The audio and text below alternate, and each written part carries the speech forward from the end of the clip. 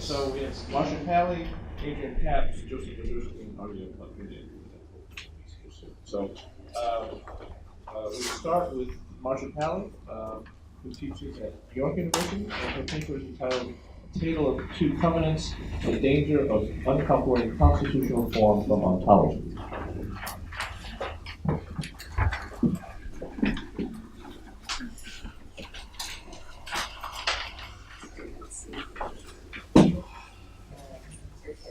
That's not the title of the paper. That's the title of the last 2 minutes of the paper, which is very compressed. So I thought it would be easier if I just put the last 2 minutes on some PowerPoint slides. And the rest of the, is entitled "A Tale of Two Covenants: The Dangers of Uncoupling Constitutional Form from Ontology." Until the passage of the 1964 Civil Rights Act, the word covenant was the proper legal term for restrictive agreements that prohibited blacks and Jews from purchasing property in white Christian areas. For those who knew covenant to mean the bond between the transcendent and all humanity, and between the transcendent and the patriarchs for the blessing of all humanity, this was an oddly exclusionary use of the term. Covenant, the abiding bond between God and humanity, now meant an abiding bond between some of humanity to exclude others. This shift became possible because in assigning legal meaning to covenant in Jim Crow America, the form to which the word referred, abiding a foundational agreement, was uncoupled from the purposes and context to which the word had referred. Now, covenant could mark any abiding agreement, including those that ran contrary to the aims of covenant in the context from which covenant emerged. We call this a hoodwink. I'd like to suggest that this uncoupling is among the difficulties facing constitutional democracy. The forms of constitutional democracy deracinated from the values from which they emerged and the aims which they were designed to achieve. The forms may then be used towards any ends, including those abusive of significant portions of the population. Now I've gone ahead and uttered the word value, which disqualifies me from rational discourse among those who hold that the point of constitutional democracy is that its forms have no values. They are value-free or value-minimalist procedures that allow citizens with their values to live in relative harmony, and this, paradoxically, is the value of value-free constitutional democracy. I find this an unproductive way to understand governance, because forms do not emerge without values undergirding them. For example, the idea that we should have procedures that enable citizens with varying values to live in harmony is itself riddled with values, including A, that living in harmony is better than bludgeoning each other to death, which in turn rides on B, the value of human life, and C, that each life is of sufficient value to be protected from the guy with the biggest bludgeon, either physical or power or money weapons, that constitutional democracy is better than might makes right, and D, that not only the individual but the network of persons living together, society, nation, flourishes better with such constitutional procedures and so on. These are not minimalist values, but values of enormous importance.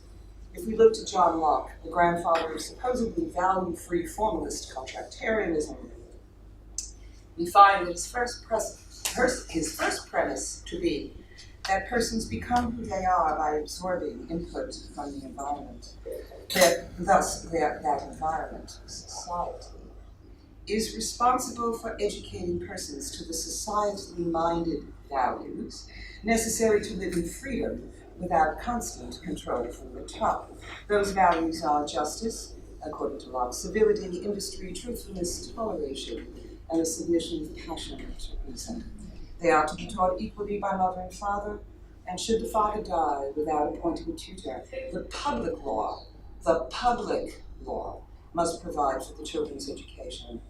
Among things to be taught the children are obligations to the public good and the poor, a value so strong that Locke held the poor have a claim on the wealth of others.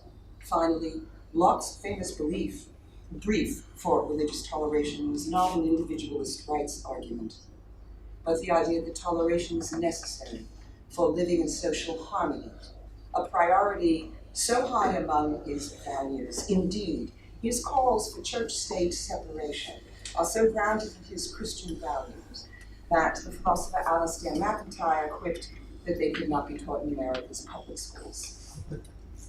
Perhaps the notion that minimal values are best for constitutional democracy earned currency because of the erroneous conflation of large values with a large state.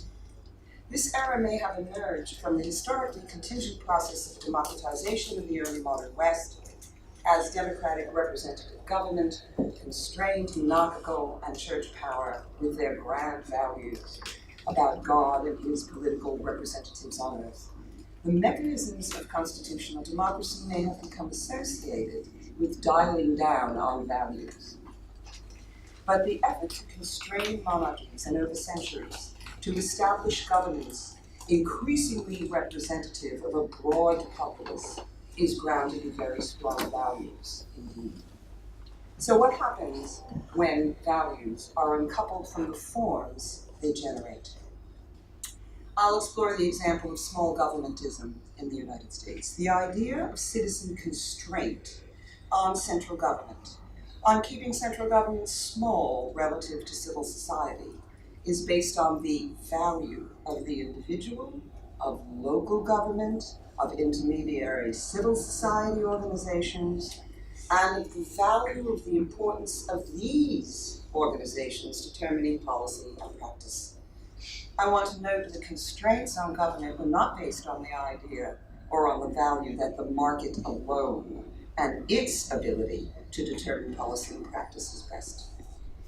In the United States, one source of constraint on government is 17th century covenantal political theology, covenantal political theology, which holds that persons are social in nature.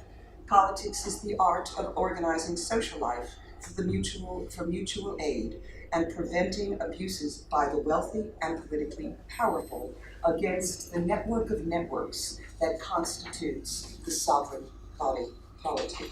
It is for this that Massachusetts enacted the Body of Liberties in 1641 to protect the network of networks from power abuses.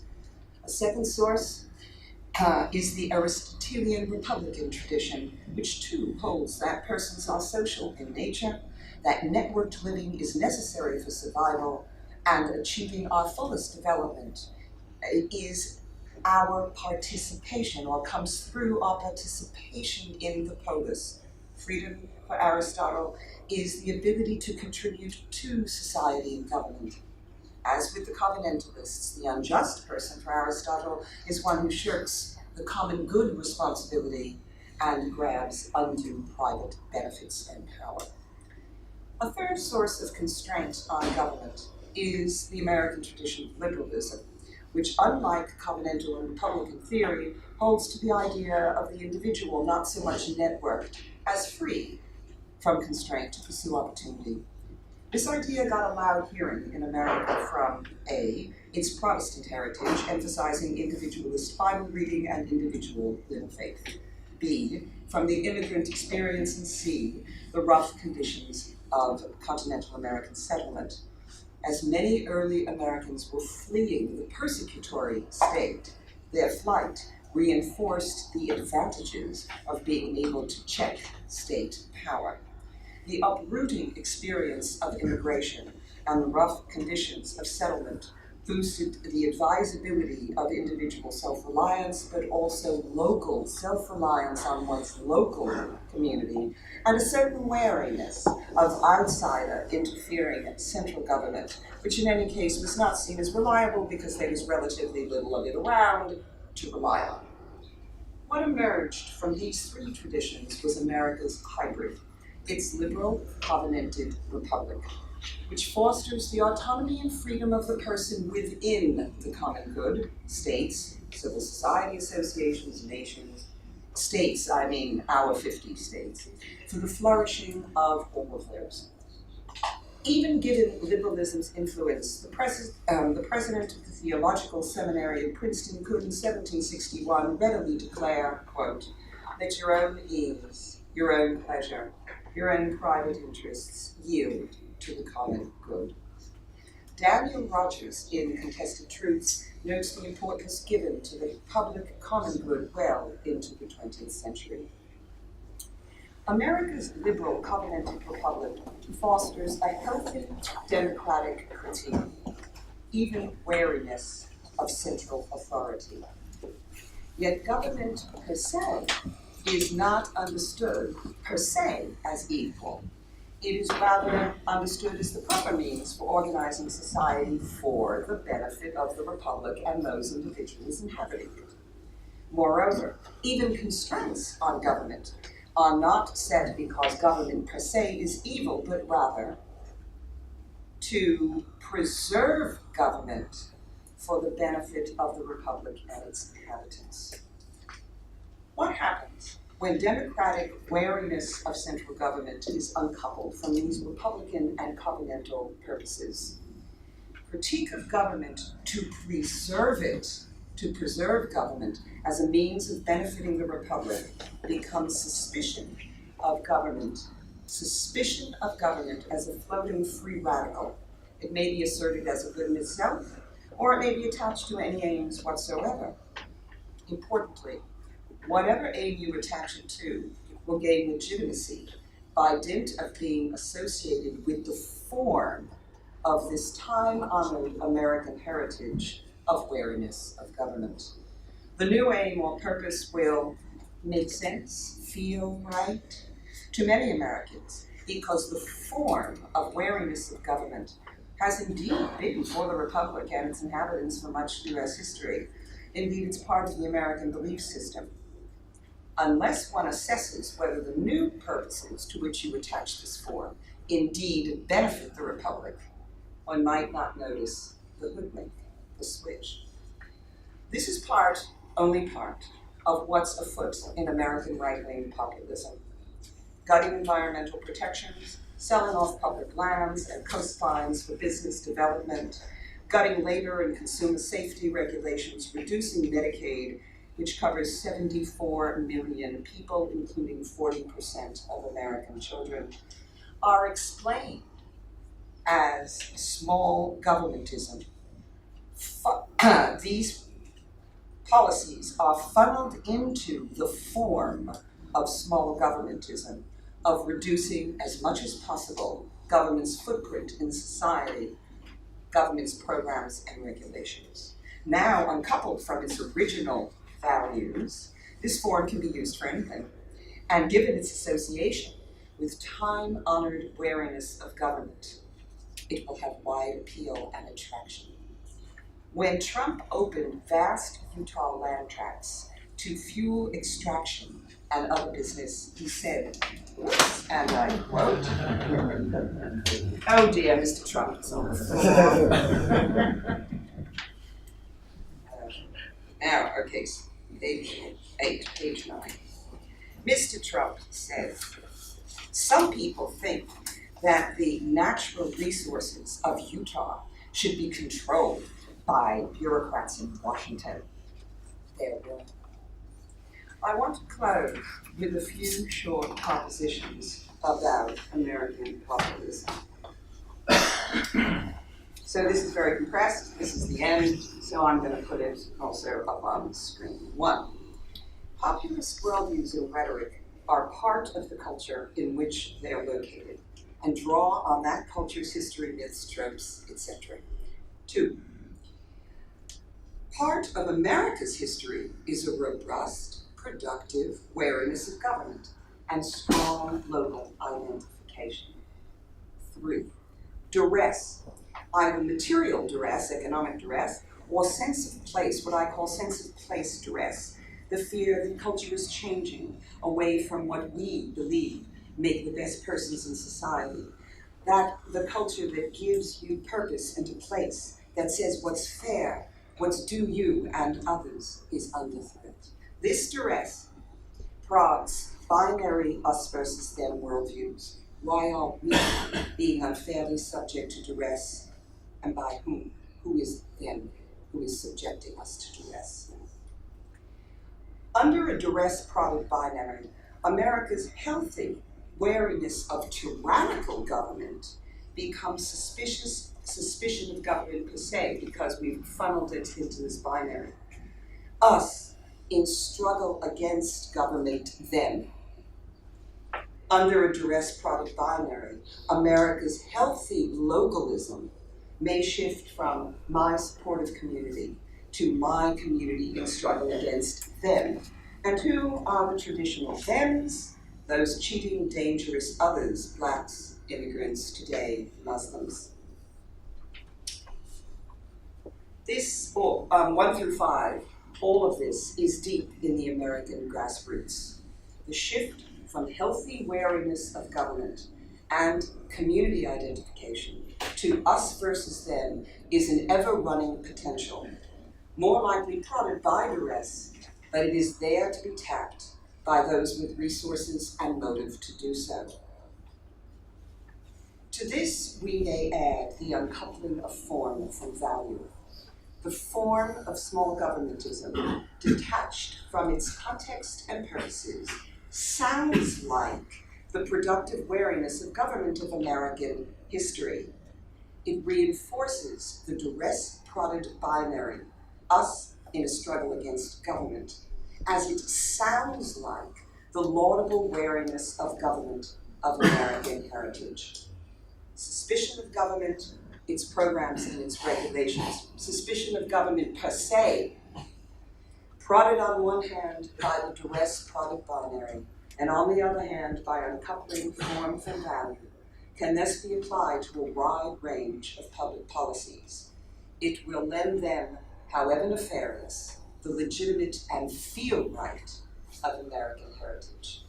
Thank you.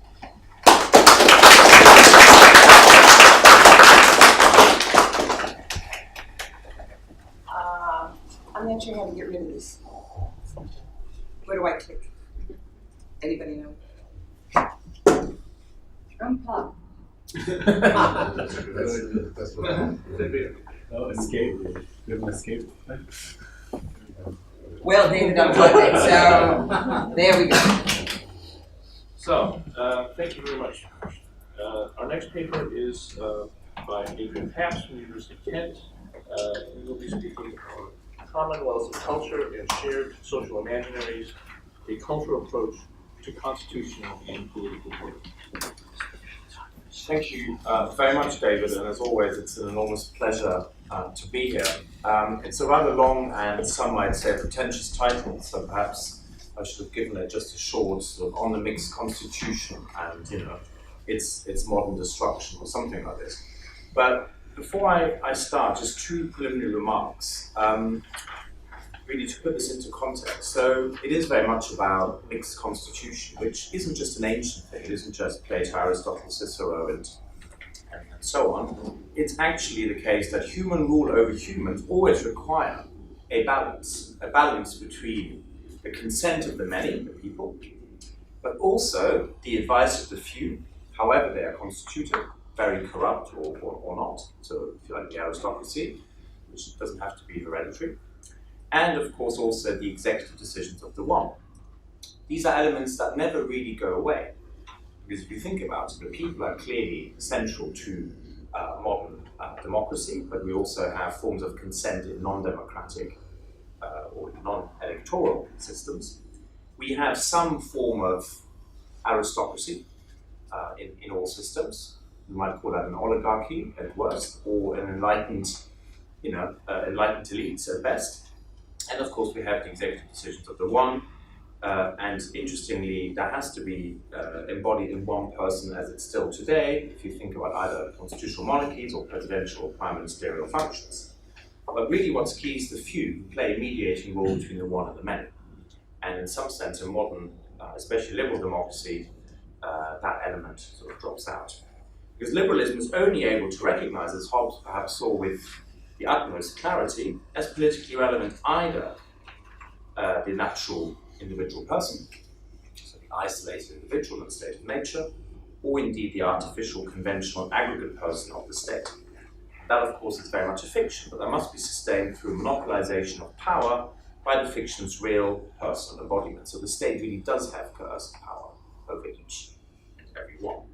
So Leviathan's absolute sovereignty is necessary to guarantee the social contract and the negative piece of just a cessation of natural hostility. The freedom of the contracting individual is the prime side for liberal ideology. The sovereignty of Leviathan as the expression of mass will is the prime side at once for the ideology of absolutism, but also the ideology of modern democracy. Because suspended between the many real wills and one armed fictional will, liberalism has in principle tried to get rid of mixed government. And just for this reason, the shadow of absolutism always lurks over it. So democracy and absolutism are not diametrically opposed, they are actually paradoxically compatible. So that's one preliminary remark. The other one is about culture, since the title of the paper suggests a cultural approach. And I want to be very clear, culture does not mean constructivism. I apologize to all of those in the room who are constructivists, though I don't think there are that many. You never know. But what I mean by culture is very much something which is, yes, of course, in part socially constructed, but also something that reflects certain material realities. Now, there is the sort of Benedict Anderson-type imagined community. Right? Everything is constructed, invented, and that's just how it is. And it's true, cultures are up to a point invented and reinvented, representation and in the imagination, in books, in art, in music, film, and other popular expressions. But that's not all that there is to culture, far from it. Cultures also grow out of customs, traditions, institutions, and ways of life that are also material. So culture isn't just artificial. This culture is an inheritance that forms a common life, providing people with a source of meaning, often even a strong sense of identity and belonging. Individuals inherit this culture, and of course they also then contribute to reimagining it. I think the anthropologist Ruth Benedict is very interesting here because she describes culture as, and I quote, the raw material of which the individual makes his life. This is true, for instance, of place, with architecture, the natural surroundings, but also food, clothes, and all sorts of things that are actually material, and that make up our everyday existence. And she says the loss of a culture is, and I quote, loss of something that had value equal to that of life itself, the whole fabric of a person's standards and beliefs. So these just as preliminary remarks. The mixed constitution that doesn't really go away, it just changes its form and its substance, and the fact that culture isn't simply artificial, it's also material. Now, where I want to start the argument really is with the very simple point that all forms of representative government have some sort of democratic deficit. Because every system of representation is in deficit compared with the rigorous standards of representation, representative government. Why? Because no system of government, especially not at a high level like the national level, can have a set of elected representatives that who can embody the general interest. It's very hard to represent everyone in a fair, equal, balanced way. That's quite obvious. But of course, it goes further than that because there's also an endemic risk that representation becomes an interest or even that representatives become an interested or even a self-serving party. Okay, that's of course the problem with the corruption of the elites, of which we hear a lot these days. So the fundamental point is that you always have a democratic deficit in whichever system you're dealing with. But then it goes further, because we also have crises of legitimacy, which concern the lack of public trust and popular consent to how people are being governed and ruled. Legitimate rule transcends formal arrangements and procedures, such as legal order or elections or any of those very important aspects of liberal democracies. Legitimacy really rests on three core capacities. The ability to make a political system intelligible to its members. Think about how often you say, I don't understand what's going on in Washington or Brussels or any capital you can think of. The ability to mobilize civic consent, to really get the sense that people feel that this is done in their interest and in accordance with their needs, and the ability to interest and even to engage citizens in public political debate and decision making, rather than the sense, the political elites are all the same, we've had enough and we're going to be turning our backs on politics. But crucially, it's also the case that liberal democracy today, I think, lacks what Charles Taylor calls a social imaginary.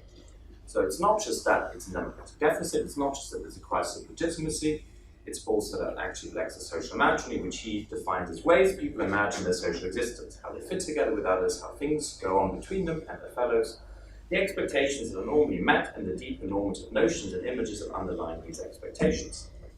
So as Taylor defines it, social imaginary is, and again I quote him, in fact, that larger, unstructured and inarticulate understanding of our whole situation, with which particular features of our show up for us in the sense they have. It can never be adequately expressed in the form of explicit doctrines because of its unlimited and indefinite nature. End of quote.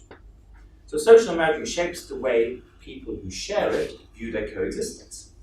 In other words, all the normative dimensions of individuals or groups or indeed collectives, their hopes and the mutual expectations that citizens have vis-a-vis each other and indeed vis-a-vis their representatives. As such, social imaginaries involve common narratives, they involve myths, they involve practices, and not just abstract ideas. They particularly involve how people behave towards one another. As Taylor suggests, the theory of social imaginaries must conform to the reality. In other words, the popular experience and the central political rule, both through constitutional settlements, in elected assemblies, or other forms of political engagement. Once the reality of the social imaginary has changed, then the theory, if it hasn't sort of caught up with it, neither prescribes nor explains the experience of citizens. And that's the problem. People just don't feel they live in a system that is representative because it becomes self-serving. Because elites are no longer concerned with the needs and interests of people, they can easily become just interested in their own priorities. And in today's situation, arguably, when the forces of capitalism, statism, liberalism, and globalization weaken the nation state, then that sense of a lack of representation and a lack of popular consent is even stark. And indeed, it's changing the very nature of representation, which for a long time in the modern era was really at the level of the nation state. We've got new formations, the market state, or the transnational, perhaps even the post-national state. And what is the problem here? Not that we cannot imagine some form of representation of democracy, but for the moment that hasn't happened, and in the absence, we have three problems. First of all, the state is really disconnected from the nation, and the purpose of government is now not the provision of public goods, but rather just the managing of systemic risk. That's one feature. And so basically, it feels like government is no longer there to really help us flourish, it's just had to protect us from the worst forms of risk. Financial, economic, environmental, and perhaps also when it comes to epidemics. Second, this sort of disconnect of state from nation undermines the social contract between precisely the collective and the individual in favor of different, much smaller social contracts, much more at the level of groups, so that we all basically slide into minority politics, which is then hugely exacerbated by identity liberalism today, where it's all about tiny minorities, and there's no longer any talk about what binds people together as citizens, above and beyond very legitimate minority needs and interests, but that those common bonds are not really addressed. So the citizenry increasingly lacks cohesion and a sense of identity, lacks a social imaginary. Third, this sort of disconnect replaces national myths and narratives with some abstract global substitutes. Now that's no necessity. We could perhaps have much more embodied transnational global myths and narratives, but for the moment I think they're not really there. So Western democracy then suffers a crisis of legitimacy, not just a democratic deficit, and indeed suffers from not having a shared social imaginary. Now there's lots in the social contract tradition that is important in terms of individual rights and liberties, but of course there's also lots of problems. I'm not going to spend more time on it. I'm going to pass to the next section on cultural commonwealths, so the sort of alternative I'd like to put forward. The basic argument, which Marcia already mentioned in her paper, is that what's really missing from much of the social contract tradition is a conception of humans as social and political beings. human beings who don't just seek wealth and power, in a sense of abstract wealth and domination of others, but rather who seek mutual recognition, who associate around shared ends, and who build intermediary institutions that actually constitute society. Now, one of the most important things in the modern era to try and develop this was Edmund Burke. And what Burke tried to do is very much renew that legacy of antiquity and the Middle Ages to say we need a politics that is a middle way between the extremes. Middle way between despotism, which he clearly opposed, including the Austrian regime, but also mob rule, also the sort of terror that comes with the French Revolution. Politics for Burke is very much about limiting the vices of greed and selfishness and distrust, so he's very realistic in that sense, that human beings are very much capable of vice, but he also thought that we are capable of virtue. And so politics should be encouraging social virtues, generosity, gratitude, loyalty, duty, wisdom, all the virtues that nurture the way we live in society. Because for Burke, appeals to abstract ideas like liberty and equality ring hollow. Not because he was against liberty or against equality, not at all, but because just by themselves these abstract ideas overlook the relationships with our family, with our friends, with our colleagues, with our fellow citizens, and indeed with strangers. The sort of relationships that can provide substance to otherwise vacuous values. As he wrote in the Reflections on the Revolution in France, the liberty, and I quote, the liberty I mean is social freedom. It is that state of things in which liberty is secured by the equality of restraint. That's a very different liberty from the sort of negative liberty where anything is permitted except limits imposed by the law or private conscience. What did he mean by this? He meant a kind of lived fraternity. In other words, the third ideal of the French Revolution that arguably dropped out soon after it was proclaimed.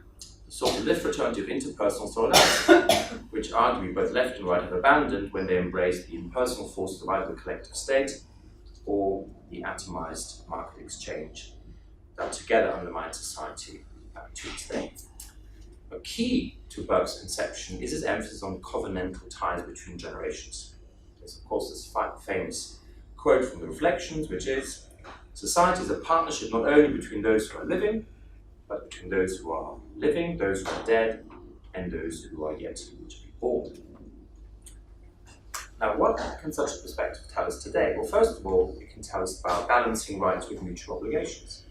And surely we have gone very far down the path of individual rights and entitlements, and we're not very good at talking about mutual obligations in any sort of substantive sense. When we talk about mutual obligations, we just talk about responsibilities, but they're always individual, and they always follow from rights, whereas for Burke, duties come first. In some sense, rights flow from duties.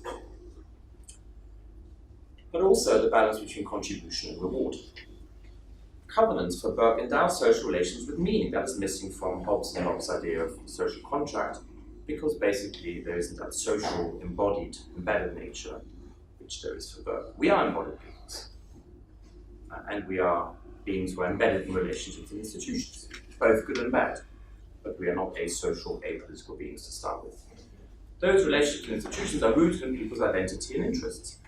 Relationships and institutions, again, however dysfunctional they can be, still on the whole are what commands affection, and in turn what forges attachment.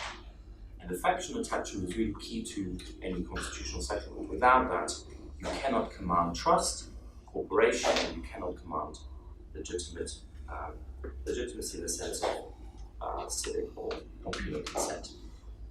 Without all of this, you can't really have a vibrant democracy, and you can't have a prosperous market economy either. But what's also interesting about Burke, and this will be one of my final points, I'm not sure how much time I have left, but yeah, just give me 2 minutes, is that actually his focus on covenants and interpersonal relationships extends from domestic politics to international relations, and I think this is where it gets very interesting indeed. Because Burke reminds us that the strongest partnerships a country can make come not through treaties or trade, but through cultural association. On this basis, he rejects Hobbes' claim that international society is fundamentally anarchic. It's a global war against all that mirrors the violent state of nature at the national level. The reason is that the most primary bonds between human beings are not confined to national borders. They actually cross borders, which again in this globalizing era is perhaps of interest. Let me just read you a quote and I'll conclude on that. In 1796, so just a year before he dies, in a letter called The First Letter on a Regicide Peace, he writes this, I quote, "In the intercourse between nations, we are apt to rely too much on the instrumental part. We lay too much weight upon the formality of treaties and compacts. We do not act much more wisely when we trust the interests of men as guarantees of their engagements. Men are not tied to one another by papers and seals. They are led to associate by resemblances, by conformities, by sympathies.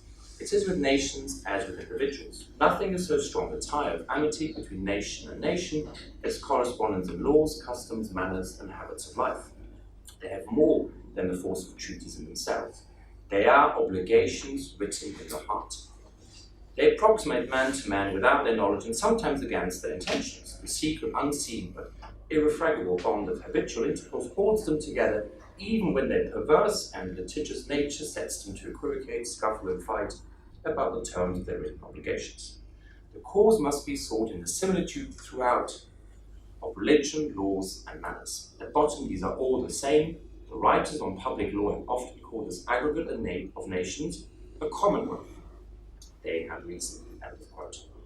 So in short, what Burke reminds us is that actually shared values are not some abstract ideal, like sort of liberty and equality without relationships. No, they're only really shared values when they're embedded in customs, manners, and habits.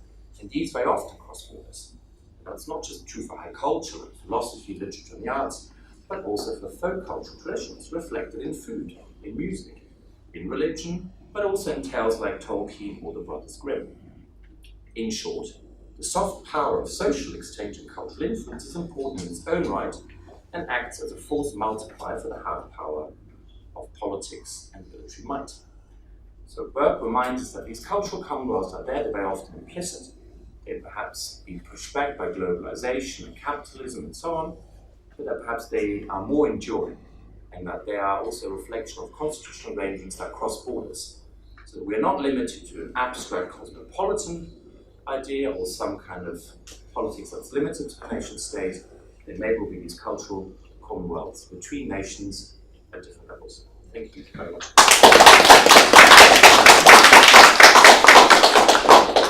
Thank you, Adrian. So the next paper is by Joseph Bendersky, comes from Virginia Commonwealth University. His paper is entitled "Nothing Surprising That Ontology, Friedrich's Early Pessimistic Diagnosis of Constitutionalism in the Emerging Nations."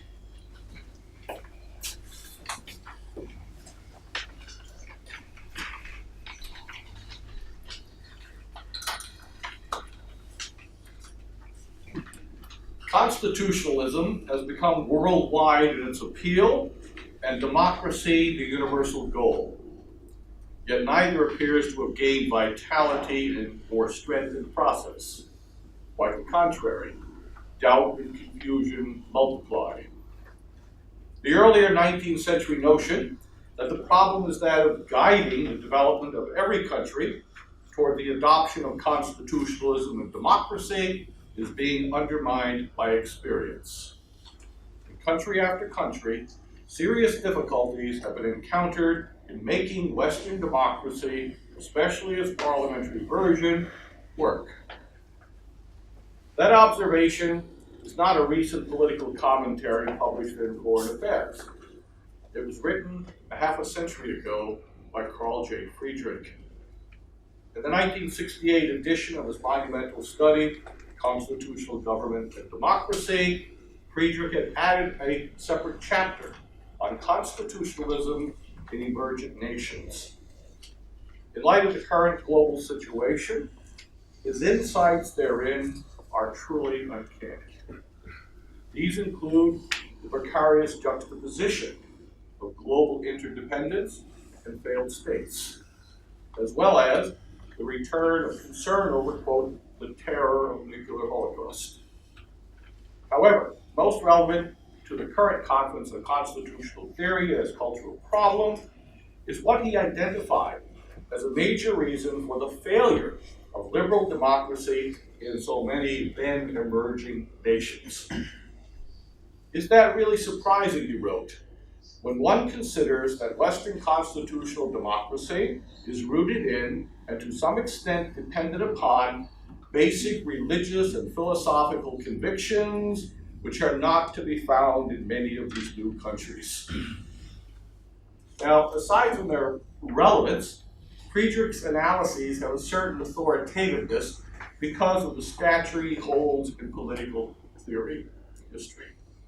Although many of you perhaps have never heard of Friedrich, unless you study totalitarian theory, he's sort of a forgotten figure. His impact on political science and public life in the United States and Germany is immense there.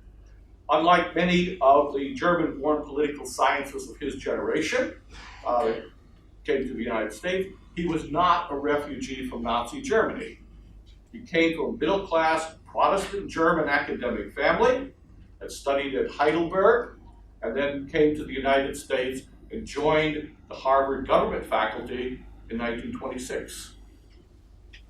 A prolific scholar for over 50 years, he published numerous influential books on bureaucracy, constitutional democracy, dictatorship, totalitarianism, and the philosophy of law.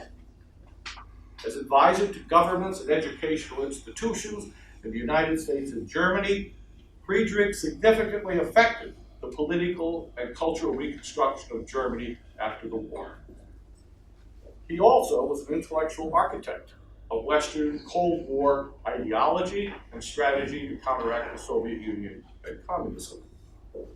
Elected president of the American Political Science Association in 1962, his enduring impact on scholarship and governmental policies came especially through his most recognizable students.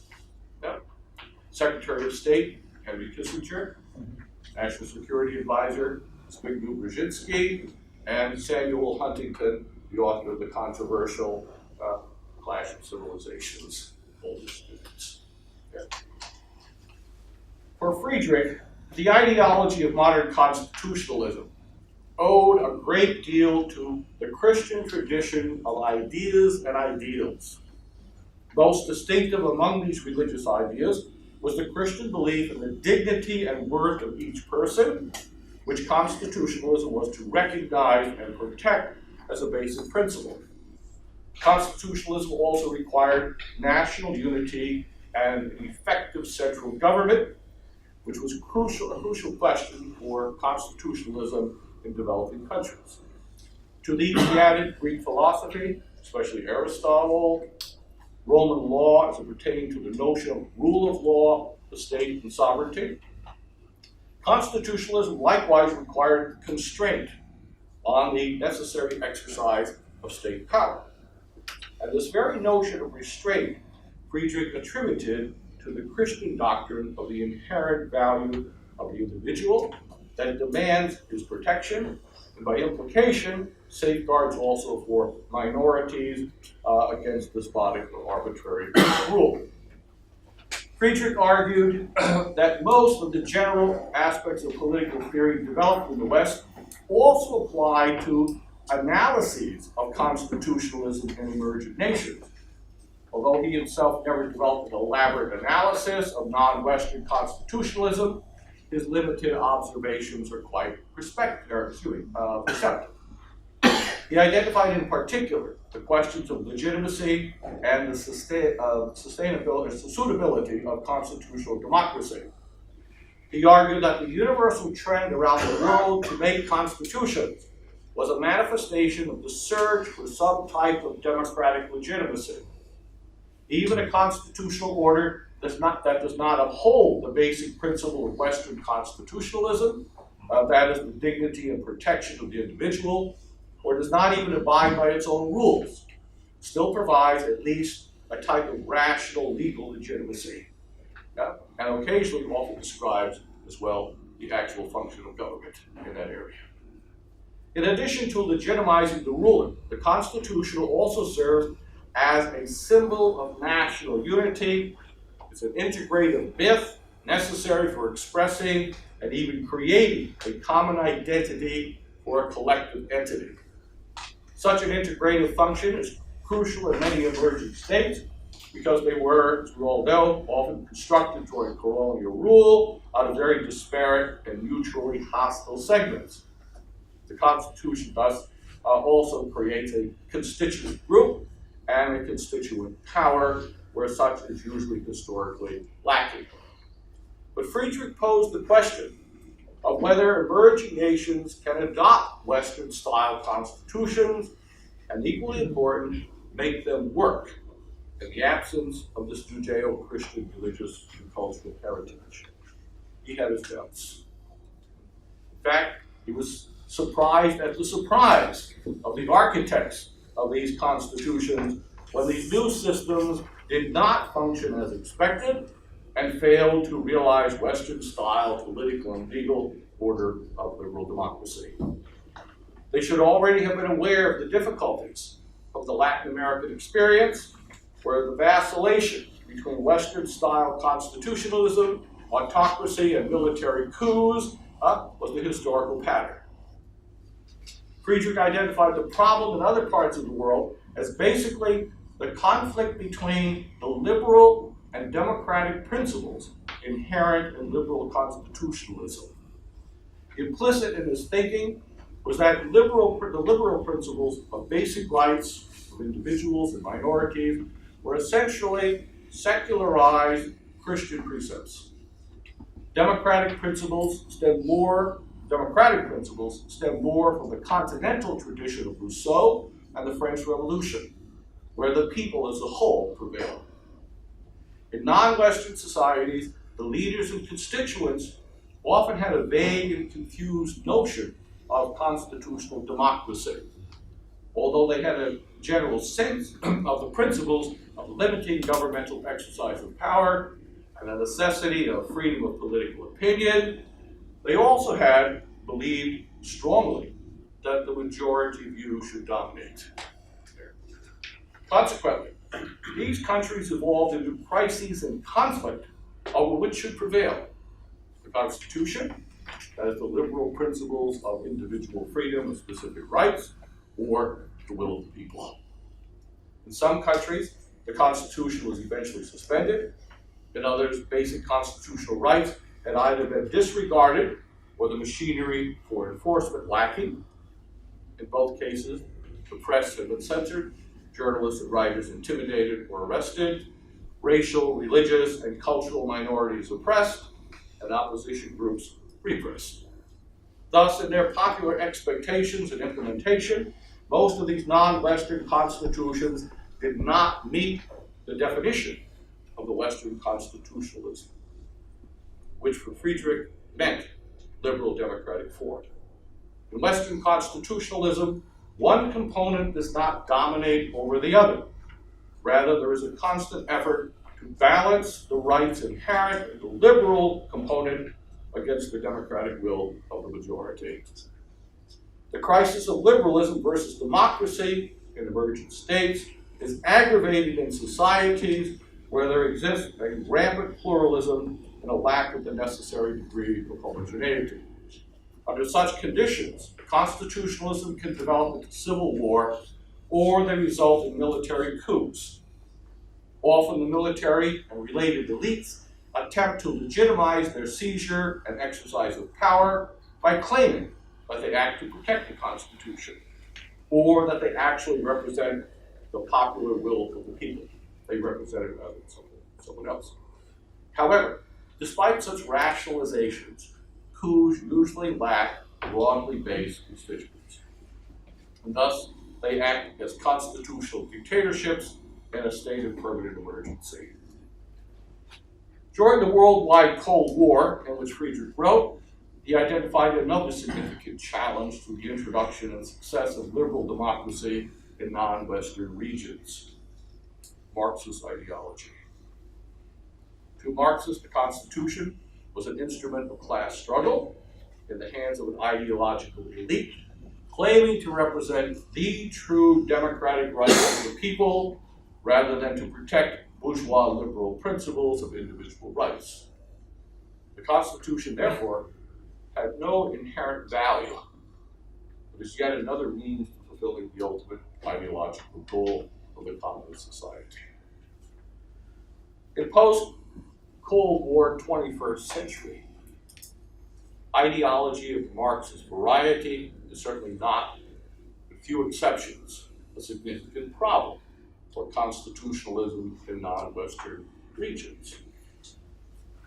However, if we were to substitute revolutionary Islamic religion for Marxist ideology, Friedrich's insights would appear vindicated by actual events. Here I would cite Turkey and Egypt. In Turkey, a long-standing modernizing system seeking the realization of a Western-style liberal democracy is systematically being undermined by the Erdogan movement. Liberal democratic rights are superseded by an Islamic-oriented value system, power structure, legitimized in the name of the democratic voice of the people, but which in reality is the religious worldview, not of the entire society, but only a part of it. Egypt, on the other hand, is almost a case study of what Friedrich had predicted 50 years ago. Westernized Egyptian elites, encouraged and supported by Western liberal, political, intellectual, and media elites, sought the overthrow of an authoritarian system in favor of liberal democracy. So, good. That revolutionary movement invoked the Western ideals of universal human rights and democratic popular sovereignty, as they were expressed in this wider development of the Arab Spring. All the optimism of that. A significant part of that entire movement did not consist, however, of westernized liberal elites, but rather Islamic groups who did not share the values of Western individualism. To them, democracy meant a constitutional system constructed and implemented along the lines of their religious worldview, even if this meant the gradual erosion of liberal ideals and individual rights. Indeed, to use Friedrich's words, one is surprised at the surprise of liberal Egyptian and Western elites that the outcome was not liberal democracy, but a movement towards Islamic authoritarianism.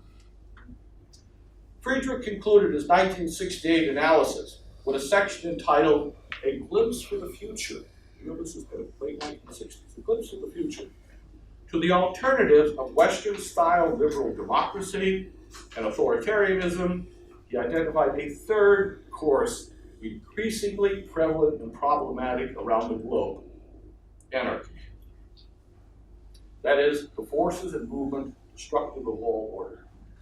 To stem this tide, Friedrich theorized about a future process towards greater integration in these non-Western regions into larger cultural entities of hundreds of millions of people.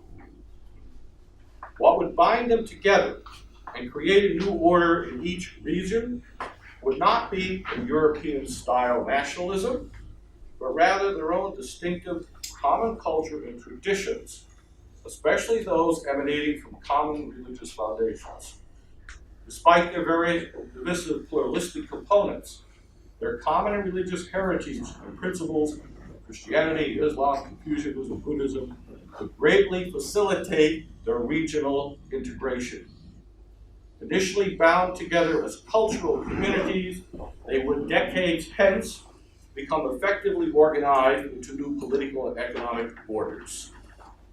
To Friedrich, the decisive aspect here was not ideology or economics, but rather cultural and convictional bonds. The result would be a constitutionalism that resulted in the traditions, religions, behavioral norms of these cultural communities, which would not necessarily be commensurate with Western liberal democracy.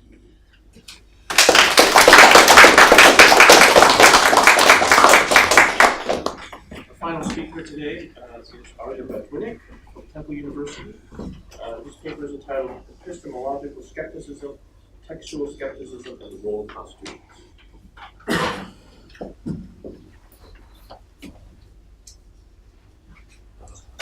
I apologize for the somewhat unwieldy title, but I have in mind, listening to these very good speakers, has focused it more sharply for me. I'm arguing in defense of the thesis that constitutions serve as intellectual or theoretical mappings, serving in that capacity, are an ontological category. They're basic to human self-understanding and also for understanding the structuring and functioning of states. And I want to be able to make this case through an unusual approach, through the medium of a genealogical reconstruction of the relationship between James Madison and Thomas Hobbes. In international political climate in countries such as the United States, Egypt, and Russia, where constitutions are proving to be persistently relevant in raising the political level of the government and citizenry, it behooves us to take stock of what the strategic, moral, and philosophical justifications of constitutions are. The U.S. Constitution, with the core values that it represents, with the core liberal values that it represents, with, of course, some very glaring exceptions that we're all familiar with, in no way blocked the election of Donald Trump. In Egypt, the massive demonstrations at Tahrir Square, which express such deep, unquenchable democratic yearnings, failed to transform themselves into a democratic constitutional blueprint and sets of practices. In Russia, the collapse of the Soviet regime failed to engender a successful transitional phase to a liberal democratic or social democratic constitutional order. These significant pieces of evidence suggest that nation building connected with constitutional building are a relic from a bygone era that are no longer integral to capturing the dynamics of historical and political change. What historically have constitutions accomplished or failed to accomplish? And on what basis can they serve as fulcra for political responsiveness and responsibility in an era when many of the traditional markers of political development and change are getting eroded and superseded? I'll argue that constitutions, as the sacred texts of secular societies, have a crucial role to play in rhetorically broadcasting and reinforcing what primary values suffuse the collective identity of a society. That's only one of their functions. The other function is to enable society to be a society. In other words, it's a question of personal identity and collective identity before it becomes a matter of attracting support and creating the required number of properly affected constituencies to constitute a national political order. In the US, the Constitution has served as a constant reminder that majority rule has to be tempered by minority rights, that the substantive values that many democracies favor have to be kept in some kind of realistic alignment with the formal majoritarian procedures that govern political decision-making, which include protection of minorities. While protection of minority rights can facilitate the election of someone like Donald Trump through the medium of the institution of the Electoral College, it can also protect basic freedoms pertaining to speech and religion through the immediacy of the First Amendment. My paper, I'll attempt to explore how and why the image of successful, long-lasting constitutions is overall historical, reflective historical equilibrium, a minimalist image, to a discussion of the relationship between epistemological skepticism generally and textual skepticism specifically. This analysis should also shed light on how constitutions can be invoked for politically creative ends, despite the fact that their wording constitutes the legacy of earlier generations. How do you make the past serve the present? That's one way of confronting, conceptualizing, confronting the dilemma that all institutions have. The U.S. Constitution was the first written modern constitution. How did it come to be written? Probably the most persuasive answer to this question has to do with the type of constitution that the British, the nation that the colonists, of course, were fighting against, the kind of constitution that the British had. The British then and now, famous for their unwritten constitution. Unwritten does not mean that there was no text that could enlighten British citizens about the content of public law in England. Unwritten only meant that there was no specific document concerned to delineate the scope and limit of governmental powers, but only the general pool of parliamentary enactments and judicial decisions from which one could inductively infer where British law stood on any particular issue or topic at any given time. One of the perceived grievances against England during the later colonial era was precisely the absence of a fundamental charter outlining the basic distribution of governmental power, which would have served as a hedge against its continuing interventions in the daily commercial and political, commercial and personal lives and transactions of the colonists. In order to grasp the meaning and role of modern constitutions, we need to raise the question of whether the leaders of Whig opinion in the colonies were right in their projection of the restraining power of a written constitution, and of how a constitution that was merely implicit in the rule of law itself would amount to a denial of fundamental human rights. That was their position. There are a number of interrelated points to be made about this reading, which call it radically into question. The grievance was not properly grounded. In other words, it missed the subtleties. One of the first things to notice about this equation of the absence of a written constitution and greater vulnerability on the issues of infringement of rights is that it is belied by James Madison's role as the chief architect and writer of the U.S. Constitution. There is a strong relationship between Thomas Hobbes' substantive minimalism as evinced in Leviathan and Madison's formal minimalism as exhibited in the U.S. Constitution. There's one strand of both Madisonian and Hobbesian scholarship that draws connections between them, but it's a minority strand. I'm trying to make some contribution to that.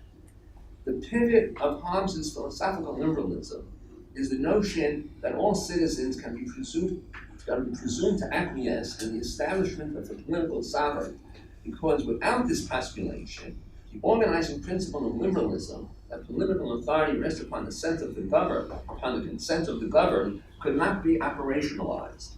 Given Hobbes' extreme nominalism, that it is not only universals that do not have an independent autonomous existence, but particulars also do not exist on their own in the world, but are constructed by human imagination and resources of language and whatever sensory traces we confront in the world, there is no way a common medium of verbal communication could be established in the world, left owing to the momentum of human verbal interaction, without presupposing the role of the sovereign, as what J.W.N. Watkins, in a classic commentary on Leviathan, called the sovereign definer, who ratifies through his non-intervention the linguistic usages that have obtained currency in any given society at any given time. We cannot reconstruct how human communication becomes possible. For Hobbes, for all intents and purposes, the philosophical archetype of the political principle of no authority without consent becomes the political principle. There's no separate political theory in Hobbes. The philosophical insight is the politics. There's no discussion of accountability, periodic elections. I mean, that's Locke's famous critique on him. But I mean, it's in Hobbes himself, it's self-sufficient just to be able to point out the philosophical basis for acquiescence in the very idea of authority. That is the fundamental layer of consent, consists only in that. And so all that is required to underwrite the structure of liberal government. This is why the notion of accountability institutionalized as periodic elections is redundant and alien to Hobbes' political sensibility. It is important to notice that for Hobbes, consent itself presupposes the very authority. That authority itself cannot claim as its own without being grounded in consent. So human beings emerge into the clear light of day with a circular construction of their own fabrication. We are born in circularity. The authority consent formula of liberalism constitutes for Hobbes a circular construction that cannot be further rationalized or superseded. I think that Michael Oshak was right in calling Hobbes, in one incidental writing, and he calls him in this non-pejorative sense as he could frame it, he calls Hobbes a solipsist. Pretty ironic. One of the leading political theorists of the Western tradition is a solipsist. Politics and solipsism are reconcilable, and the proof is Hobbes. Thought begetting itself through an intensification of self-consciousness is all that is required to come up with a vision of a liberal society. One person, one human being's analytical sharpness and imagination is enough to project the vision of a liberal state. In Hobbes' political theory, the sovereign is there to guarantee security by his very establishment and existence, and again through his constitutional role as guarantor of the rule of law to facilitate the pursuit of Hobbes' famous phrase, commodious living, on an ongoing basis in the private sphere. Hobbes' substantive minimalism gets translated in Madison's Constitution into an unrelenting formal minimalism. I think he said the cycle. That's not an exaggeration. I think that can be historically substantiated in terms of the structure of argument that they produced. As interpreters of the Constitution from John Marshall onwards have noted, the Constitution is replete with vacuous, tautologous phrases: the general welfare clause, the necessary and proper clause, the executive, legislative, and judicial power clauses, which nowhere spell out the full extent of the content or the boundaries of these different forms of power. Another systematic formal ambiguity present in the Constitution is that the doctrines which are the hallmark of the Constitution, separation of powers, checks and balances, and federalism, are nowhere stated in the Constitution. These are labels that we have used over the generations. Those terms do not appear anywhere in the Constitution.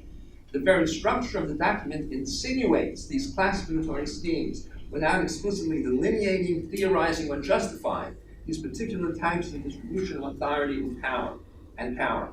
What this state of affairs both invites and prefigures is continual redrawing of the boundaries between these modes for the exercise of power in the light of evolving circumstances and the pressure of immediate events. The way federalism, separation of powers, and checks and balances appear in the Constitution can also be related to a logical issue of reflexivity that is not in the least alien to Hobbes, and that now can be constructed as also animating Madison. Madison chooses the path of enactment rather than overt statement in communicating these three central constitutional doctrines, because enactment enables him to better circumvent the contradictions that would follow from direct statement. The outline of the division of authority between a central government and local governments comes neither under the jurisdiction of the federal government nor of local governmental units. All it would do would be trigger an infinite regress if he stated it. Analogously, the delineation of a checking and balancing relationship between the executive, legislative, and judicial branches of government does not represent a checking or balancing movement by any one of these branches. Correspondingly, the enshrinement of three different branches of government, the presidency, the Congress, and the courts, does not constitute the exercise of either executive, legislative, judicial authority or power. You're opening a Pandora's box. You're able to fully render compliant by using the terms. So Madison circumvents the terms assiduously and rigorously. Apparently, Madison thought that the most elegant way to get around this dilemma was to enact in the formulation of the district clauses of the Constitution these three doctrines, without thereby confronting the need of stating them. The net outcome of this, of course, was to further formalize the significance of the document and to provide endless wiggle room for succeeding generations to tease out of the document whatever they wanted. Another factor that might have predisposed Madison to opt for a constitution of absence and emptiness, rather than one filled with specifically directed and fully elaborated content, was his knowledge of Hebrew, acquired at Princeton, where Hebrew was a required subject for undergraduates in the 18th century, shortly after the university was founded, and his consequent ability to read the Hebrew Bible in the original. One can project Madison as noticing the huge gap that prevails between the biblical text and the lives that Jews were living in early modernity, and however remote and attenuated a form knowledge of their existence became available to him. I don't know whether Madison knew that Alexander Hamilton was Jewish, so you have to suspend that fact. A generally worded, but still largely archaic text could be invoked to govern the lives of latter-day members of the community, as long as one noticed the pivotal role of interpretation in releasing and reconfiguring the meanings of texts. No texts were self-explanatory and self-translating. Using the biblical, the Torah text as a model, one could even design a text. What's sort of unself-conscious in the biblical text becomes thoroughly self-conscious for Madison as a constitution maker. I mean, the hermeneutics I'm describing is constitutive of rabbinic hermeneutics in the biblical text. The whole Talmud is about this. It's about how you can generate unlimited numbers of laws and bylaws and inferences and so on, out of a very limited, textually open text that opens in multiple directions. One could even design a text that would be mired in generalities and a menu of inconsistent applications let us want to approach it with a systematic hermeneutic that would enable the text to generate the applications that one was seeking. So, so much for originalism. I hope that it now goes completely moribund. Paul Schmidt, in his book on Hobbes's Leviathan, reminds us that Leviathan represents an eternal fish that is supposed to nourish the righteous in the world to come. In other words, Hobbes's philosophical and political construction of the work that goes by this name, by Leviathan, is supposed to yield a state that would not be subject to revolutionary turmoil and upheaval, as the British state was at Hobbes's time, but would rather be able to endure indefinitely. What would be the source of its longevity? Hobbes doesn't address the question openly, but the whole book is an implicit answer to this question. Hobbes's paradoxical answer to this question consists, I think, what we have already seen. It is the very minimalism of the Leviathan state that is the source of its endurance. All the state ever has to do is to go on facilitating and accommodating to the best of its ability the multiple pursuits of commodious living that characterize the private sphere. The fact that the state continues to make and remake itself as it goes along without a firmly preset agenda of what economic, political, and social goals it needs to accomplish enables it to negotiate effective transitions across the whole spectrum of political time and to survive from generation to generation. Madison transposes Hobbes's substantive minimalism to the formal minimalism of constitution making. What Madison imbibes from Hobbes is that in both cases, it is the emptiness that is the guarantor of eternity. And he said openly, Federalist number 10, that he's going to solve the problem of politics. The problem of politics, which is instability, will be solved because he now has figured out how a state can have truly linear development. It has a truly linear development because it doesn't stand for anything. It's just, it's a philosophical construction in the minds of its citizens that allows the state to reinvent itself continually over time, creating space for things to happen so that the process of state building is a continuous enterprise, confers stability and extends legitimacy upon political regimes.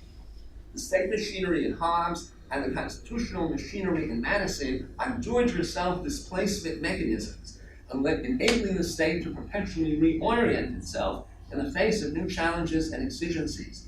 Madison's enactment of the role of constitution maker demonstrates the functional equivalence between written and unwritten constitutions. So the sentiment of the Whigs was misguided, and Madison had the right response.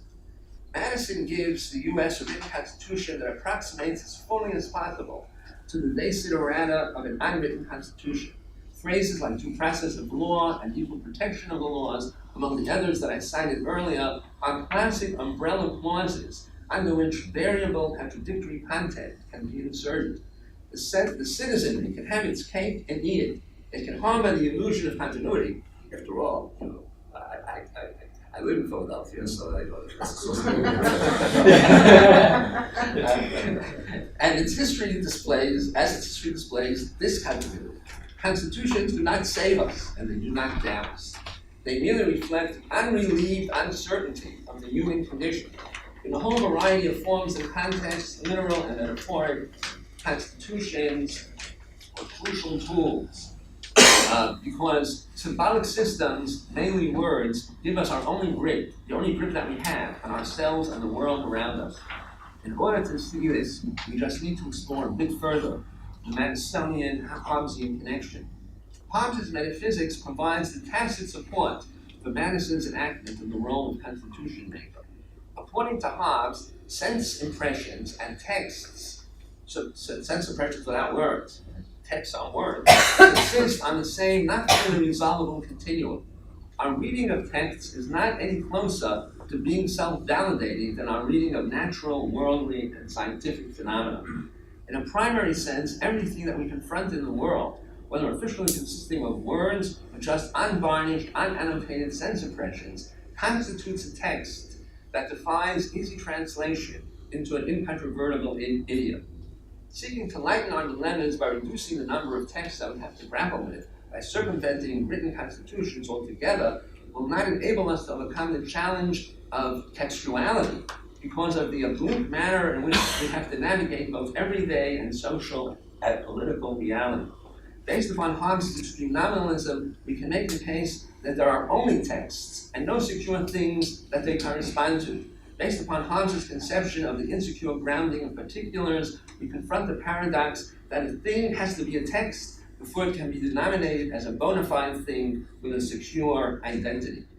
Willy-nilly constitutions exist in all spheres of human personal and social existence because of the fathomlessness and intractability of both diurnal and political reality.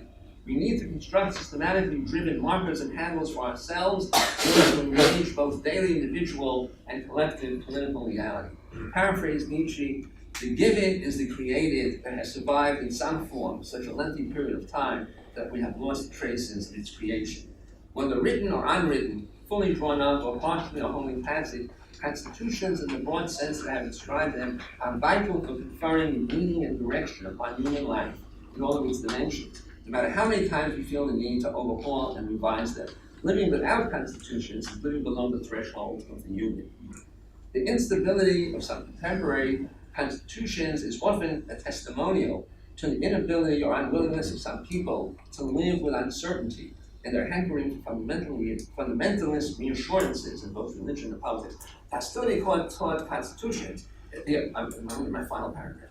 I try to tailor it to even something close.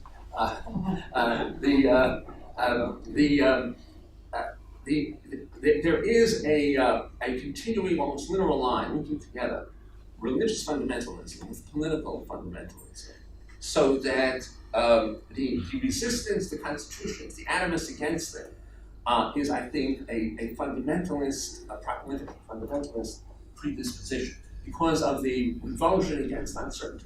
If you need a constitution, it means that you're creating the framework of the world that you're going to move about in, whether it's an individual world or a collective political world.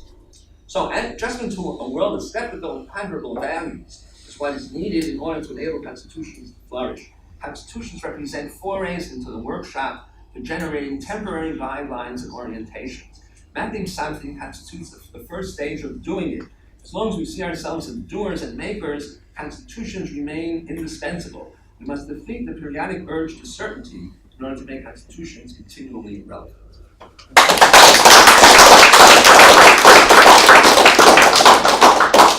Thank you, Adrian. So we have some time for, I think we're going to cut into our lunch a little bit for some questions. So take some questions. I really like the talks. My question is, I guess, primarily for Adrian and Joe. I'm interested in what do you think is the relationship of religion to the cultural commonwealths you were mentioning? Is a common religion necessary for a cultural commonwealth, or do you actually need a common kind of secular liberal respect for the mutual kind of coexistence of different religions? Yeah. Well, it's a great question. Thank you, Thomas. And I suppose my answer would be that a common religion would be, certainly not a sufficient condition for sure. I think where there is still a high level of popular identification with religious belief or practice, then it would I think be a necessary one. So in other words, if one was to cut it out completely, then I think that would be very artificial for those who still think religion is very important to their everyday existence. So you say you cut it out in countries or regions where religious belief and practice is very high. I think that wouldn't work. But I think in parts of the world, say Europe, where belief and certainly practice is not very high, I think you would probably want to have a sort of constitutional and political order that at least reflects some of the fundamental principles.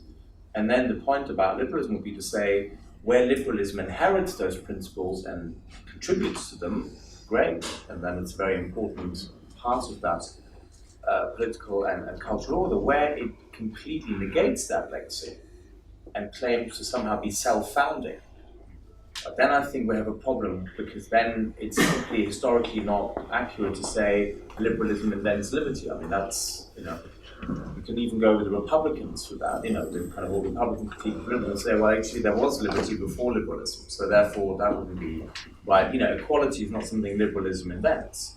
it may well add to our institutions and practices.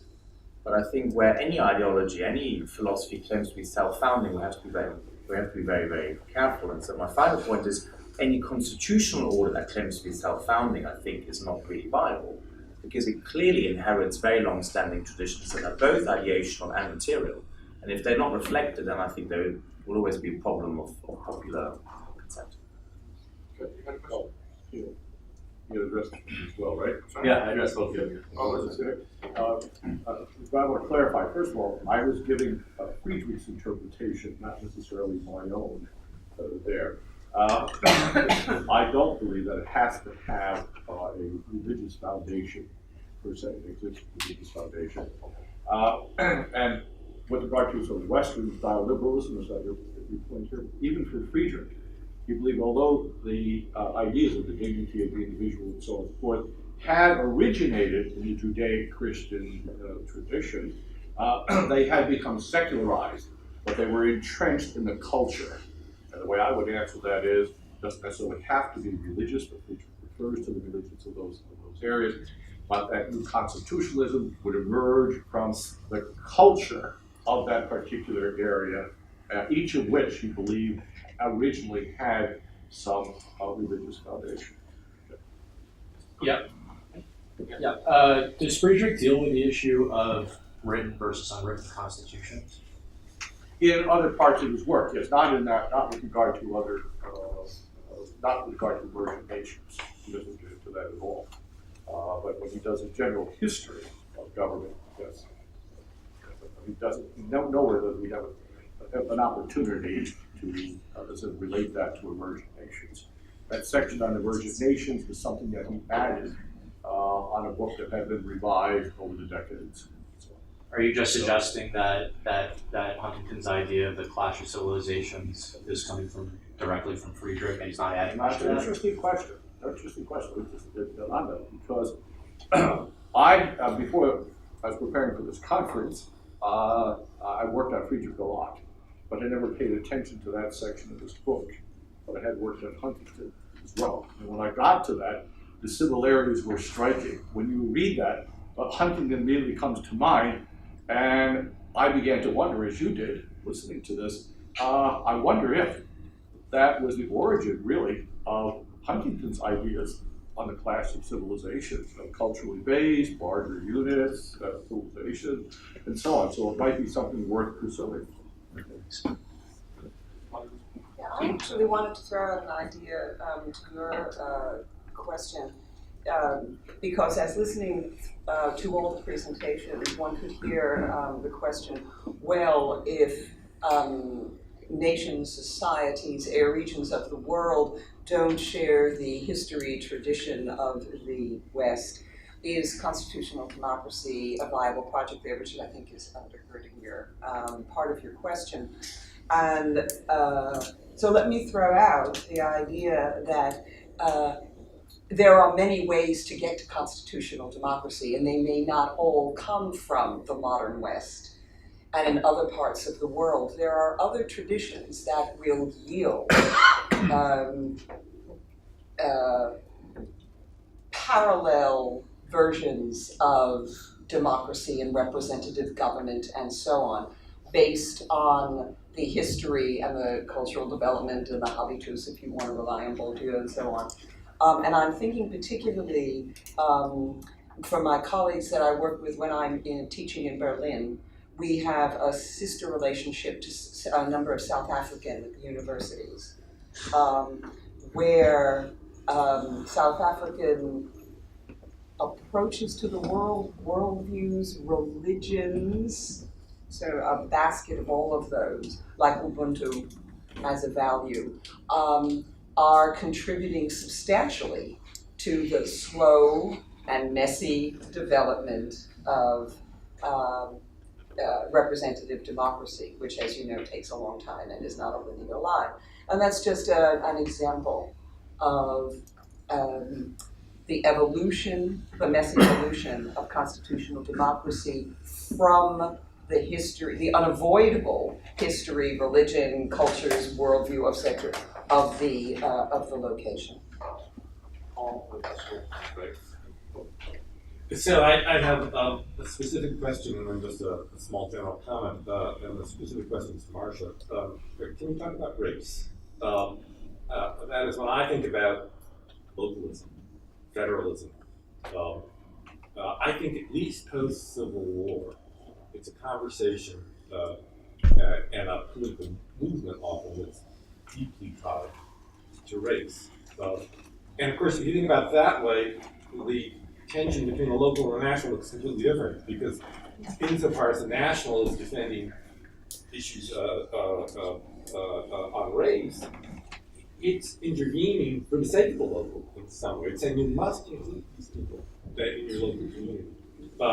And then the federalism response is looks like keeping them out. But anyway, so your set of values when you discussed what's at stake in localism primarily looked at pre-Civil War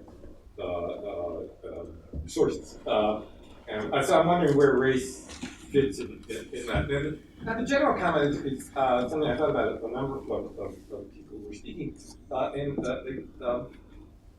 Again, I just share a slightly different view. It seems to me that we live in some odd way in this post-Trump world in what's emerging as golden age of politics and political theory. As people are writing, so finally we're shaking free of John Rawls and Jürgen Habermas. and everybody's writing and thinking and trying to address what's going on and organizing. I don't know what's going to come of it, and I'm as upset about what happened as anybody else. But my God, this is our moment. And I think too much pessimism is running through some of these talks about the problems that led to Trump, rather than what's the men's response. And we've seen, for example, the recreation of the Washington Post. Post was dying, and suddenly it's necessary and back and performing.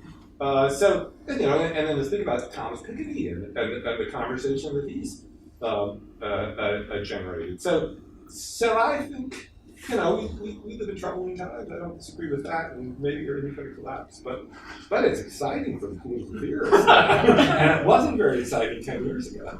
There are some optimists here, by the way. You just have to attend the right panel. Sounds like après nous le déluge, but so race. Thank you for that question. I don't agree that localism is primarily about race. So in one sentence, my understanding of culture, I know there are hundreds of definitions, but one important point about it is that the stuff of whatever is in a culture yields productive and unproductive things. Said schematically, there isn't a good America and a bad America. There's all of the historical and cultural development, and it yields to a wide spectrum of things, and this is true of any other society. So our localism, pre and post Civil War, can be used, especially where there is a sense of, but not only, where there is a sense of duress, as in the South post-Civil War, for economic reasons and resentment. We don't have to review that history. It can be used for exclusionary purposes, and that is one of the things that is happening with localism today. But localism isn't always used for nefarious purposes. One of the great ideas of federalism is that localities and states would be laboratories for the various trying out of various policies. So you get states and localities who have greater environmental protection than federal legislation, who have higher education standards for their public schools than, right, and we can go down that list. So I think the idea of localism and the reality of localism in American history has had a range of outcomes. And what I'm concerned about, and was trying to point to in my talk, is that localism in America came with a certain context, right? It had all the historical predecessors. It came with certain values and contexts that, yes, my community, but my community doesn't mean the same thing as my community against others. And there's a switch when you have my community to my community against others. And we have many examples today of my community where there's strong local identification that is highly inclusive, like church leadership in refugee, sanctuary cities, and immigrant resettlement, where there is both strong local identification of the local church or faith-based organization or community, secular community organization, and yet it is highly inclusive. So I don't think it's a simple story that localism means exclusion. Localism has positive and negative and productive and a range of outcomes, and that localism itself does not mean exclusionism. I thought, it's a really interesting point about how, sort of finally left behind, as you said, both the rules, have a Massian sort of, academic hegemonies, and that is surely a good thing because it opens up a space. The question, of course, is whether that will reshape not just academic research, but also, public political discourse and actual politics. And it's sort of, it's like, it feels like a Gramscian moment of interregnum. So a hegemony has come to an end, economic, political, and so on, but it's not clear what will replace it. We're in this war of position, and it could be something very problematic replacing it, or something very, very positive and hopeful, and I think that's generally at stake. But I think in order for something better to emerge, I think it can't just be a question of, and I'm not suggesting that's your suggestion, but it can't just be a question of, well, let's do a bit better than Rawls and Habermas. It has to be quite a fundamental rethink, it seems to me, because otherwise we are ending up with something which simply corrects at the margins. So, for liberalism to say, well, okay, the Rawls and Habermas model hasn't worked so well, what are the sources for a liberal renewal? I don't know, to be honest. There's some strands of liberalism that are very interesting, but very often they're very hybrid. Tocqueville, Constant, Guizot, Burke, they're all very hybrid thinkers. They're not liberals, they're not conservatives. It's not clear that there's an easy renewal for liberalism. And the extremes, I think, are the ones that are researching. You get a kind of nationalist traditionalism, Steve Bannon, if you like, to put a name to it. And on the other end of the spectrum, you get a kind of tech utopianism, accelerationism, right? Human enhancement by technology. And those two, at the moment are politically resurgent. And the center is quite empty. And I'm worried that if nothing good fills the center, those extremes, which are kind of libertarian, authoritarian, it's a very strange combination. They could easily become politically, if not hegemonic, but very, very dominant. So I think you're right, there's a huge renewal, but it could end up, something very, very problematic. So, briefly, on localism, understood as federalism, I think there's a really interesting reversal taking place. Historically, we grew up with the notion of states' rights as deeply conservative and reactionary.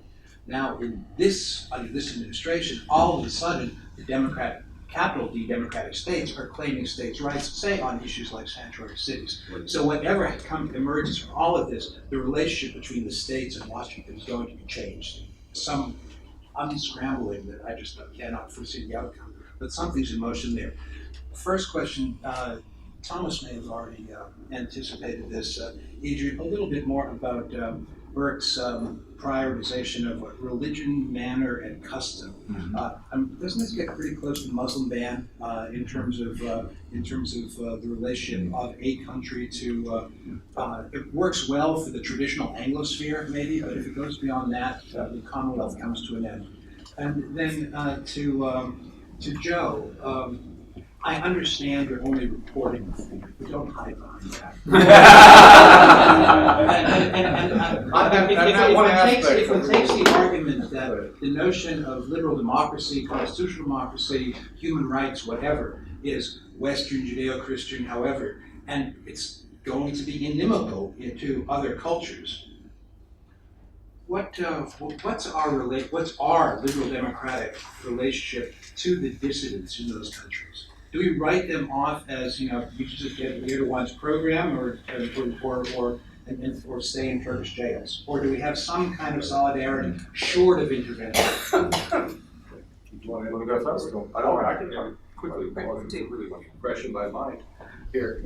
This has been a perpetual question and dilemma through several of our Telos conferences, right?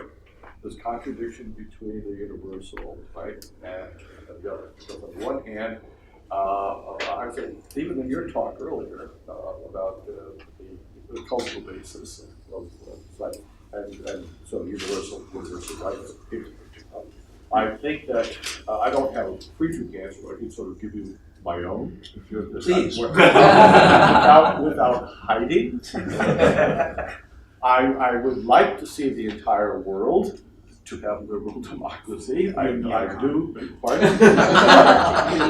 I'm not. No, I haven't finished yet. And so I do believe that freedom is a good thing, right? Freedom of expression and so on and so forth. That individual rights should be protected, the individuals and so on and so forth.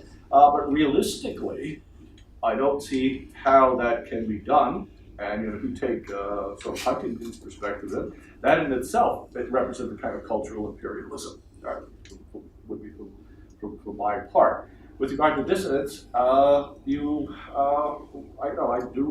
feel for them. I do am concerned about what's going on in Turkey, but we've been involved politically in terms of foreign policy over the last more than half a century in so many ventures to try and fulfill those ideals and so on and so forth, and it led to some catastrophe after catastrophe. And too often what we leave behind are governments that are collapsing, lack of order, more anarchy, and a lot of landmines in places. So I've become much more reserved in that. On the other hand, I think that wherever we can possibly encourage in those regions those kinds of ideals or those rights or support that without making it worse or without getting us involved in something that's going to be a catastrophic military picture, things like that, that it should be done.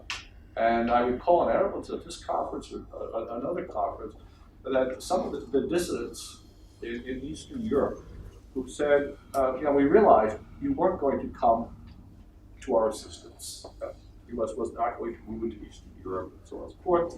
But it was very important for us to know that when you spoke out in favor of our dissent and our rights and so on and so forth, that meant a lot to us. It became some kind of moral encouragement.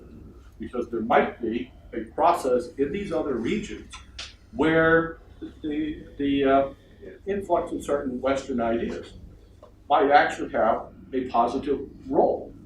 So we might not end up with a Western-style constitutional system, but they could borrow certain ideas, take certain initiatives, and it was done through dissidents and things of that sort, or by your actions, the actions of the American government in one way or another, you might at least alleviate the worst form of oppression on them and so on. So you don't abandon that. It's just that it's a recognition of the limits of what we can do. Just on Berg, one sentence, which is he didn't just talk about religion, customs, and manners. He also talked about universal humanity and justice. It was very much a balance that he was arguing for. And axial age would suggest that there are universal principles. Dignity of the person, no humiliation, no betrayal. That you find in very different cultures and civilizations. So I think one could balance those elements. We're really at the end of time, so I think what I'll do is we'll Greg and Donna. Yeah? Donna. And Robert, just please give one comment each, and that'll be, Okay. Basically, Adrian, the basis of Commonwealth is friendship. Yep. And friendship is not something I don't think has been discussed too much. And there was one example in the 20th century to create a Commonwealth based on friendship. That's the British Commonwealth. That's the Smuts idea in 1917 as opposed to Arnold Curtis with Imperial Federation. And sadly it didn't work.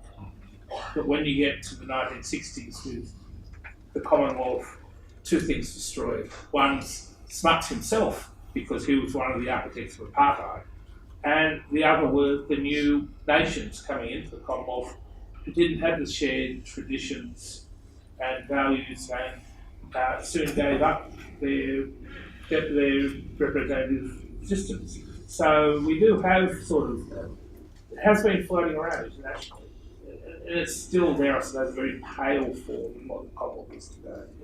Yeah. So I just wanted to tell earlier that in fact the Americans were in Eastern Europe. For example, Sealy, if you are aware, that's a part of the APA supported by the CIA, and they are very, very present. But what I wanted to say to, I was an assistant professor. So what Paul mentioned about being pessimistic, that's very true, but it also goes to the panelists, because the three, with the exception of Marcia, relied on Hobbes, not on Locke. Hobbes is such a pessimist, such a fearful person who accepts ruling out of fear, out of the state of nature. If we don't give all our freedoms to the sovereign, where are we going to be? So that goes also to Madison, who had a tremendous fear of the mob. So if our influence on constitutionalism is follow our Western world model, because otherwise it's chaos, out of fear, of course that we are going to have people, dissidents. Ataturk, the only thing that was modernized in Turkey was the army. That was modernized. The people were still there. No one actually asked the Turkish people to be a part of that constitutionalism. So I'm going for your speech, if you don't mind. And why Hobbes and Locke? And Marcia, thank you for focusing on Locke. You're welcome. Brief comment. Yeah, and secrecy is my concern. Can a constitutional democracy function well under too much secrecy, lying, deceit, dishonesty, things like that, like Congress making all their decisions not in regular order but behind closed doors, the executive conducting maybe covert operations in other countries that Americans don't know about, but the people in those other countries know full well what's happening to them. Things like that. Secrecy, how does that function in a constitutional democracy? How big a danger is that to a well-functioning constitutional democracy? Thank you. So, I want to respond to Don's point. Hobbes has, sorry, it's not, but Hobbes even more systematically and subconsciously, a multidimensional account of the transition from the state of nature. State of nature is a thought experiment for Hobbes, unambiguously. And Locke has a certain amount of ambiguity surrounding that, but Hobbes has no ambiguity. He's like John Rawls. And the multidimensionality consists. I was trying to give a quasi-exhaustive account of just one dimension. There is just a philosophical case for the movement into the social contract society. And on the level of moral psychology, what I'm saying is important. I mean, the way you analyze the relation between reason and the passions predominates. Fear is one of the passions. I mean, it's a negative passion that makes us reluctant to engage in new projects and so on. He certainly takes that into account, but he wants to give us, an account that converges from multiple starting points. And what I was focusing on was one major, generally overlooked starting point that really sort of, I think, establishes a significant bridge with Madison, who also, as you say, has the same fear, but also is therefore a need for that compensatory multidimensionality to make his account more persuasive. And I think it's there, that extra dimension. Okay, thank you. So Aryeh gets the last word. Thank you very much. I just want to thank everybody that worked to put this together. Mary Piccone, Rob Richardson.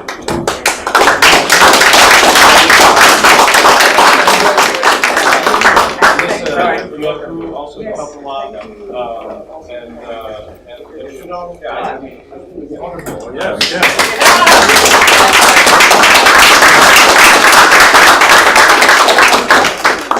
And thank you, Nick. Yeah.